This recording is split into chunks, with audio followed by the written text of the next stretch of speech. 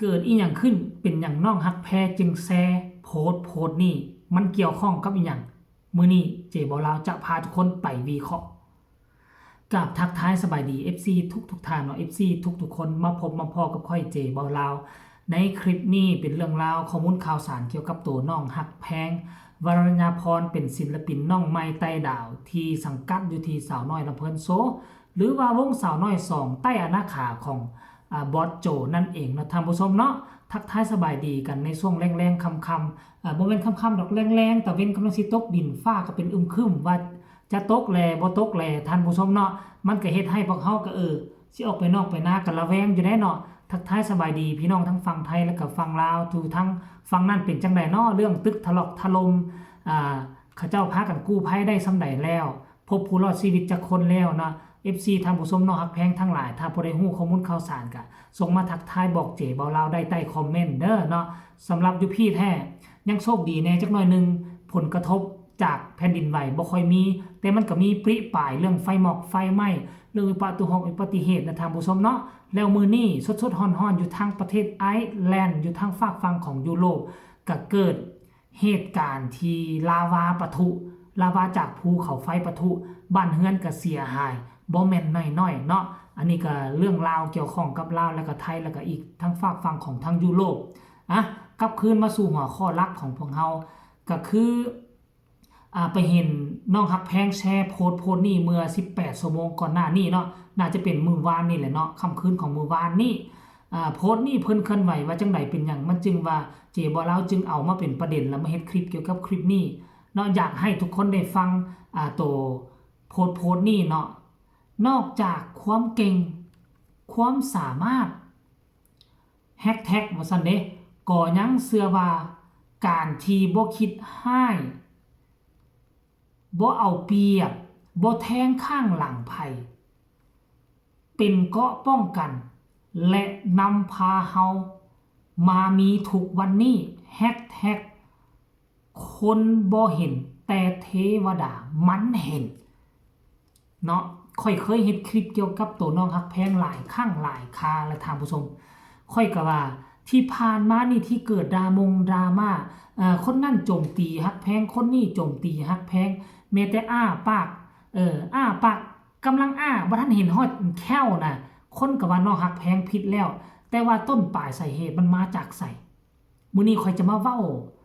ให้พวกเจ้าฟังอีกเทื่อนึงเนาะหลายคนอาจจะฮู้แล้วและหลายคนก็ยังบ่ฮู้ว่าที่ผ่านมาน้องฮักแพงเจออีหยังแน่ปีที่ผ่านมาดราม่ามันเกิดขึ้นทั้งหมดมันบ่ได้เกิดขึ้นมาจากตัวน้องฮักแพงมันเกิดขึ้นมาจากกลุ่มคนกลุ่มหนึ่งซึ่งบอสโจก็มองทะลุปุโปงเนาะและก็ได้จัดการไปเป็นที่เรียบร้อยแล้วแต่กลุ่มคนเหล่านั้นเขาแฝงตัวมาเป็น FC ของน้องฮักแพงในช่วงนั้นน้องฮักแพงก็กำลังโด่งกำลังดังและอุ๋งอิงก็กำลังโด่งกำลังดังบาดนี้ FC เรานี่บ่มเพาะฝังโตอยู่ในช่องฝากฟังและพยายามเข้าไปคอมเมนต์ของอีกฝ่ายและอีกฝ่ายก็ตอบโต้มาตอบไปตอบมามันกลายเป็นกระแสโด่งดังได้บ่นี่ลามไปหา FC แฟนคลับผู้ที่บ่มีส่วนเกี่ยวข้องบาดเหนียวยูทูบเบอร์ช่องน้อยช่องใหญ่ของเจบ่ลาวก็โดนไปละเนระนาดติดห่างเว้าไปนำเอาพอมันเป็นกระแสเด้อมึงมาด่าศิลปินกูบอกกูด่าศิลปินมึงบอกก็ซัดกันไปซัดกันมาแต่ความจริงแล้วควรจะซัดกันระหว่าง FC ต่อ FC บ่แต่ว่าการที่เฮ็ดคลิปของแต่ละช่องแต่ละคนก็มันบ่ซัด FC เด้มันไปซัดใส่ศิลปินพุ่นบ่เนี่ยไปโจมตีศิลปินทั้งที่ผู้ก่อเหตุก็คือ FC บางคนและ FC เหล่านั้นเป็น FC จอมปลอมเป็น FC ที่เขามาเพื่อหวังสร้างกระแสดราม่า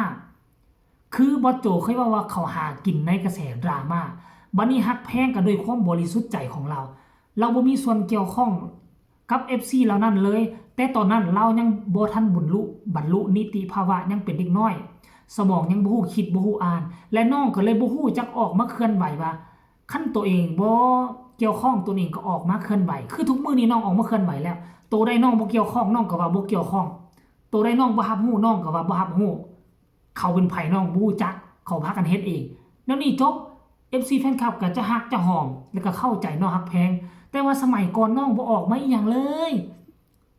บ่ออกมาเคลื่อนไหวหยังเลยบัดนี้ FC ของอีกฝั่งนึงก็คิดว่าน้องฮักแพงห่วมแฮงห่วมใจน้ำเขาน้ำเขายินดีน้ำเขาที่เขาเฮ็ดแบบซั่นมันก็เลยก่อให้เกิดปัญหาแนวนี้ขึ้นมาแต่ว่าด้วยความบริสุทธิ์ใจคือกับน้องฮักแพงแชร์คลิปนี้แหละเพิ่นก็บอกว่าการที่บ่เคยคิดให้น้ำไผเนาะบ่เคยฮักหลังไผบ่เคยเอาเปรียบไผถึงมาคนอื่นเบิ่งน้องฮักแพงว่าเบิ่งเป็นแนวทางที่ผิดว่าน้องฮักแพงล็อกแลกเอาเปรียบผู้อื่นฮักหลังผู้อื่นแต่ว่าโตน้องฮักแพงฮู้ดีและ FC สั้นจำ FC ที่ฮักแพงน้องฮักแพงอีหลีอีหลอเขาเบิ่งออกและเขาฮู้ดีว่าน้องฮักแพงเป็นคนแนวใด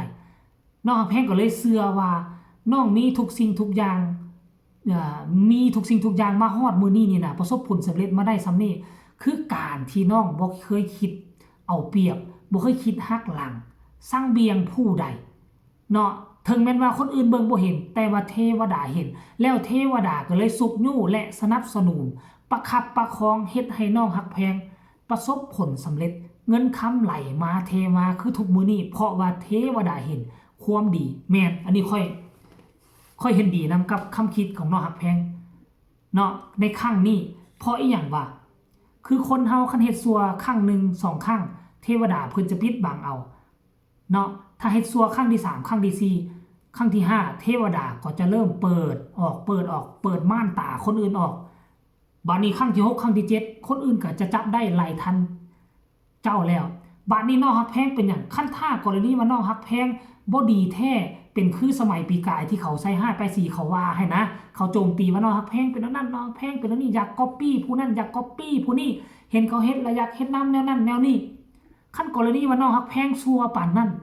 น้องฮักแพงคงบ่ประสบผลสำเร็จคือทุกมื้อนี้ดอกทุกมื้อนี้นี่ไผสิว่าน้องฮักแพงบ่ประสบผลสำเร็จแต่สำหรับเจบ่ลาวคิดว่าอายุซ้ำนี้สามารถหาเงินในแบบนี้ค่อยคิดว่ามันประสบผลสำเร็จแล้วลองให้เบิ่งดูให้ศิลปินวงนึงน่ะให้มาเต้นดอกๆแดกๆละไล่สดคือน้องฮักแพงยังบ่สามารถเฮ็ดได้ซ้ำแต่ว่ากลุ่มน้องฮักแพงนี่น้องฮักแพงเป็นตัวตั้งตัวตีเป็นตัวนำสามารถนำพาหมู่เพื่อนมาเฮ็ดได้อันนี้คือความเข้มแข็งของสมองและความเข้มแข็งของจิตของใจของฮักแพงมันจึงเฮ็ดให้มันประสบผลสำเร็จมาทุกมื้อนี้ก็เพราะว่าเทวดาเพิ่นมีตาเพิ่นเห็นว่าน้องฮักแพงเป็นคนดีเป็นคนที่บ่ฮักหลังสร้างเบียง